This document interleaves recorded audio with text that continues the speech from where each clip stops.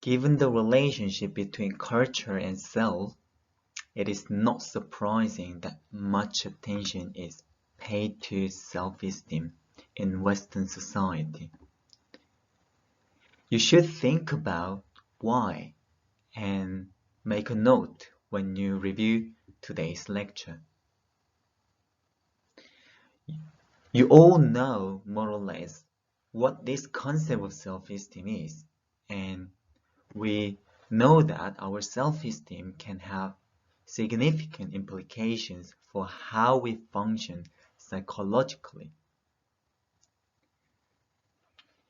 Self-esteem can be defined as affective component of the self consisting of person's positive and negative self-evaluations. As person's self-esteem can be varied depending on the situation because self-esteem is people's subjective appraise of themselves. For example, it can be particularly high when we achieve success or when something good happens to us. However, self-esteem can also be particularly low when we fail at something important or if something bad happens. However, thinking of your friends, family, and acquaintances, you can probably see some examples of people who generally have high self-esteem and those who have lower self-esteem too. So there can be chronic individual differences in self-esteem, even if there are situation influences in self-esteem. Let's reflect on self-esteem. How would you predict that low self-esteem might impact upon a person's behavior?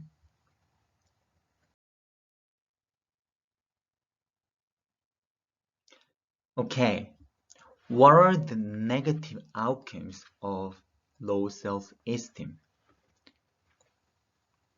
Low self-esteem can create anxiety, stress, loneliness, and increased likelihood of depression. And low self-esteem can cause problems with friendships and romantic relationships. And low self-esteem can cause low self-esteem can seriously impair academic and job performance. And it can lead to increased vulnerability to drug and alcohol abuse. So, boosting self-esteem is very important when our self-esteem is low. How can we increase our self-esteem? In relation to self-improvement, an important motive is self-enhancement. Self-enhancement motive is to search for information that allows us to see the self positively. Another motive is self-protection.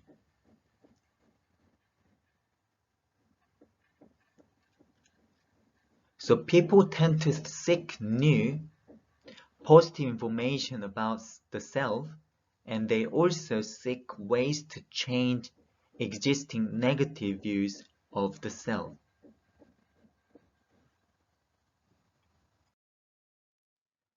There are various strategies that people use to enhance the self. One of the important means of enhancing the self is behavioral self-handicapping. Failure at a task presents some evidence that you are not very good at it. In order to protect themselves from this conclusion, people sometimes act in ways that sabotage their own chances of success. If you stayed up late partying before that test and go on to fail the test, you can conclude that your bad preparation rather than low ability is to blame.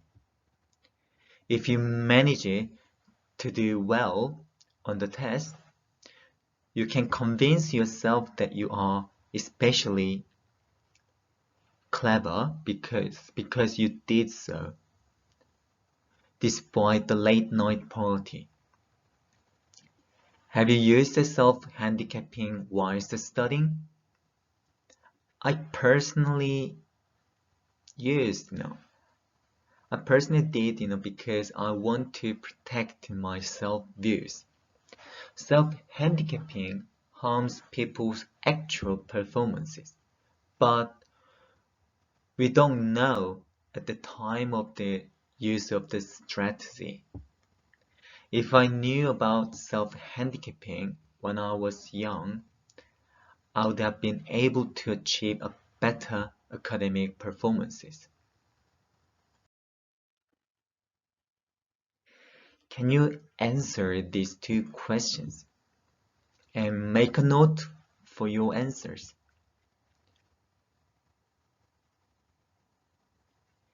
Do you think you are more or less skilled as a driver than other people your age? And second question is, do you think you are more or less safe as a driver than other people your age? You can evaluate based on 7-point scale from 1 much less to 7 much more. This was an interesting study to see how we can be optimistic about ourselves. As you can see in the figure, most participants evaluate themselves as more skilled and safer.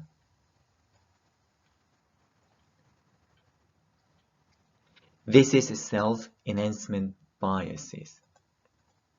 You can read the main textbook, page 138, box 4.5, to understand more about this research. In addition to self-handicapping, there are many other manifestations of self-enhancement. One is self-serving bias. People tend to take credit for their successes and deflect blame for their failures.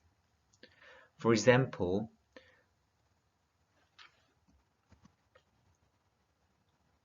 after car accident, people frequently make absurdly self-serving attributions such as the tree came up and obstructed my view of the roads.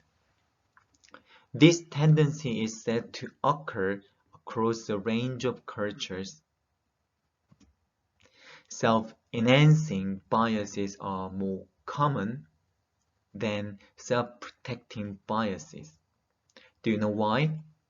It may be because people with low self-esteem tend not to protect themselves by attributing their failure externally.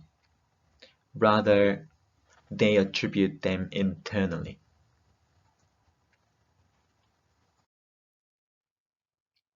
This slide continuously explains that people can also be unrealistically optimistic. Across cultures, most people report desirable events as more likely to occur than undesirable event. Another important concept is illusions of control. I will not explain this now, but I want you to find out the definition and think about situations or experiences where you are in the illusion of control. You can search in the textbook or you can simply Google it.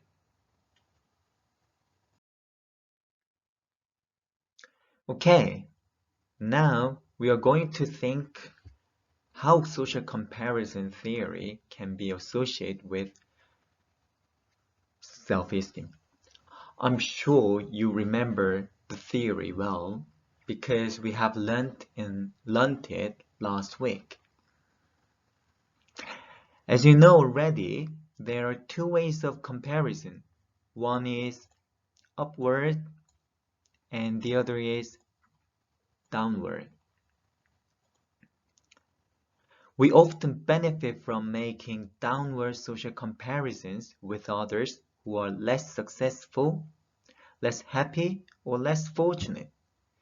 There are other ways to pursue self-esteem. For example, it can be through communality, interconnectedness, and social connectedness.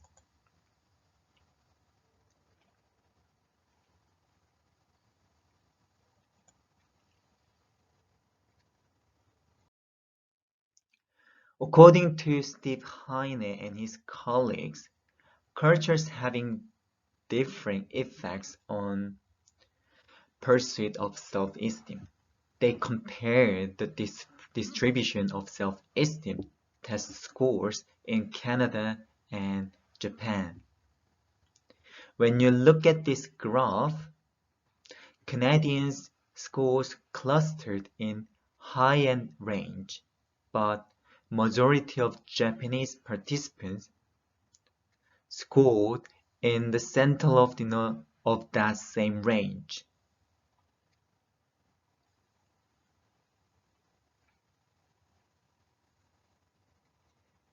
Here's what I just explained.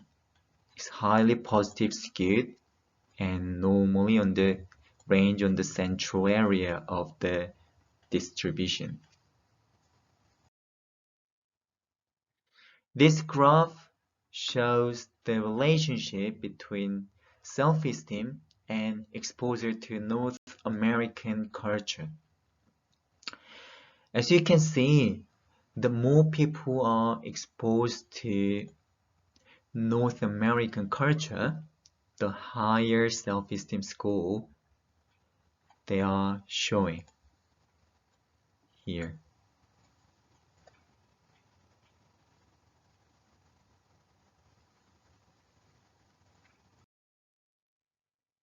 Okay, let's try to learn about self-discrepancy theory. Higgins proposed a self-discrepancy theory. This theory focused not only on the awareness of discrepancies between actual and ideal identity, but also on people's emotional responses to such discrepancies. The actual self reflects how we are at present. The ideal self reflects how we would really like to be. This ideal self is made up of traits, characteristics, and qualities that an individual wishes or hopes they could possess. The old self represents the traits or characteristics that an individual believes they should possess. According to the theory, people are motivated to ensure that their actual self matches their ideal and old self. In other words, the greater discrepancies between the actual self an ideal or old self, the greater the psychological discomfort that there will be experienced. Let's imagine that you work in a supermarket, but you are an aspiring artist. However, your parents are keen for you to pursue a medical career.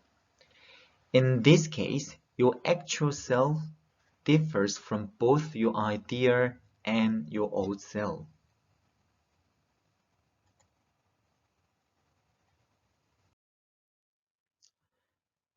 As I said in the previous slide, the two types of self-discrepancy are related to emotional consequences. If your actual self is different from ideal self, you may feel unhappy, disappointed, dissatisfied, or maybe disliked yourself. On the other hand, discrepancies between actual self and old self are associated with agitation-related emotions, such as anger, fear, and nervousness. Imagine that your actual self is different from your parents' expectations, and today you're going to meet them. How would you feel? You may feel anxious or probably annoyed, right? From now on, we are going to look at self-awareness. So far, we have learned that the self is an essential aspect of every person. However, we do not think about it all the time. Instead, our level of self-awareness varies depending on both the situations and our personality. The definition of self-awareness is a psychological state in which people are aware of their traits, feelings, and behavior. Then how can our self-awareness be developed? When you think about infants, they are not born with self-awareness. Instead, they develop the ability over time. Think about the mirror self-recognition test that we covered last week. Babies aged between 9 to 12 months treated the mirror image as if it was another child and showed no interest in the spot on their nose because they lacked self-awareness.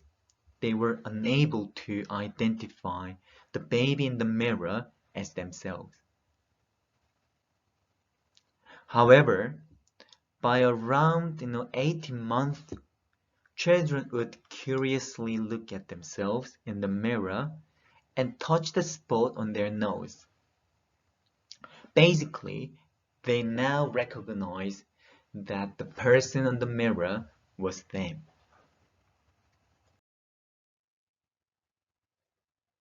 Why do children develop self-awareness at around age of 18 months? Research has shown that at around this time, children show a rapid growth of spindle cells, specialized neurons in the anterior cingulate. The anterior cingulate is an area of frontal lobe in the cerebral cortex of the brain and considered to be responsible for monitoring and controlling intentional behavior. There is also evidence among adults that this area of brain is activated when people are self-aware. Although it is not likely to be the only area of the brain that contributes towards self-awareness, the anterior cingulate appears to play an important role.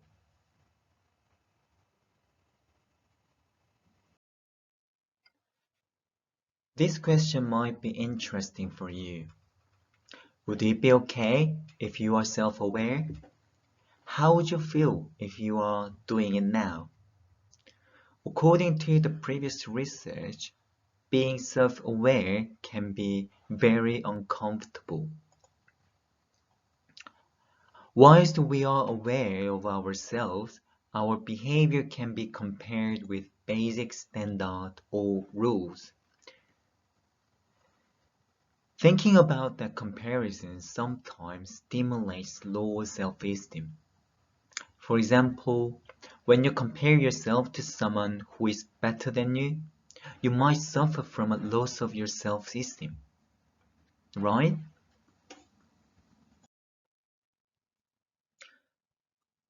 Then, how do we cope with discomfort that self-awareness brings?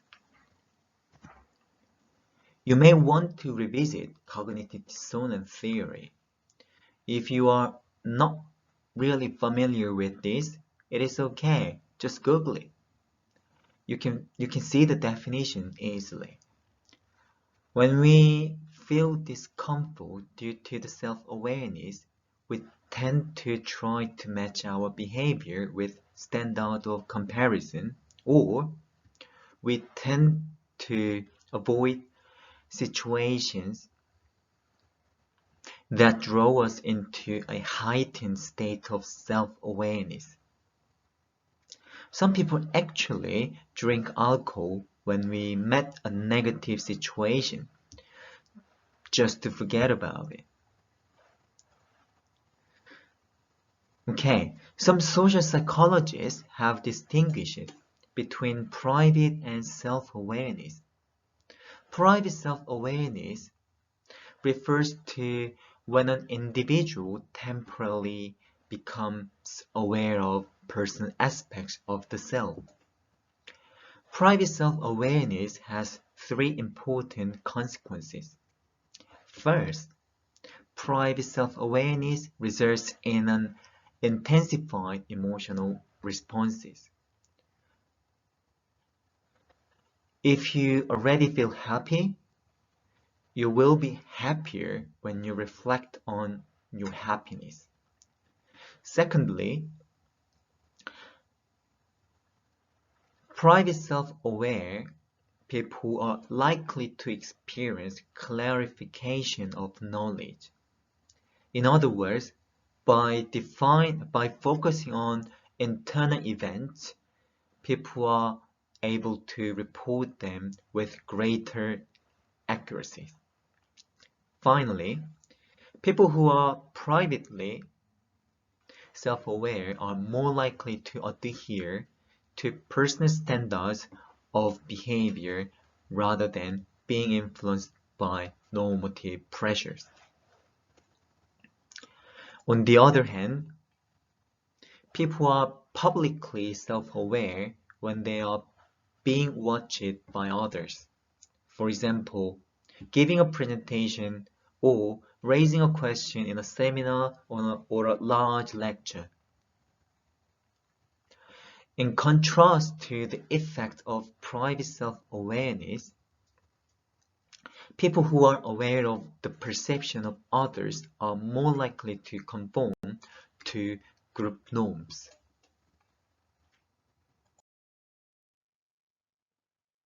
Finally, we are on the last slide now. Almost there. As you know, the self is not always the self we present to others. So, it is obvious that we can't understand others and vice versa, because what others think of us depends on the self we project. We often try to manage the impression we present to others. So we constantly monitor our presentation of self in our interactions with others.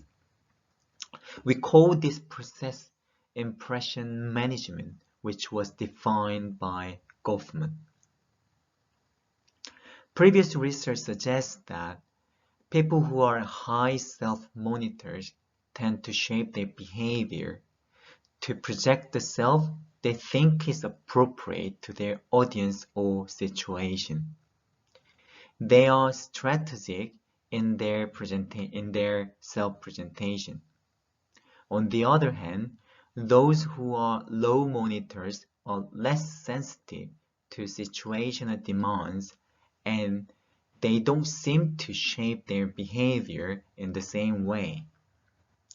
Instead, they are likely to be more expressive and less concerned with the perceived expectations of the audience. Also, people use different strategies to present the self depending on whether they are in a public or private situation.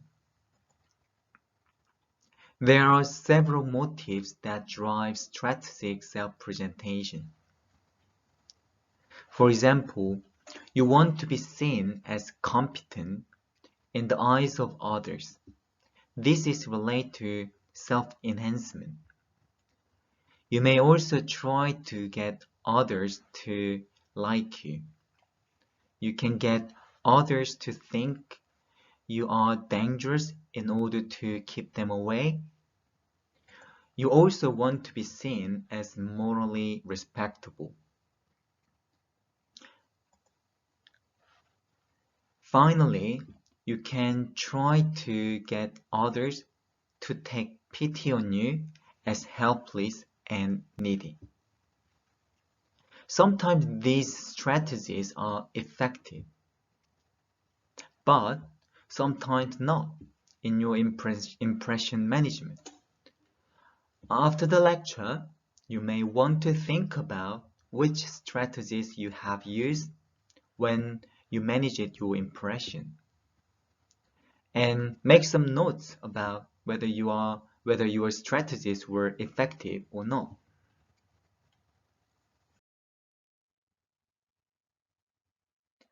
Once again, reading and textbook and the papers I'll attach it in the week 4 folder is your homework for this week. I hope you have enjoyed watching my lecture. Please feel free to ask me any questions in our live session. Thank you for listening.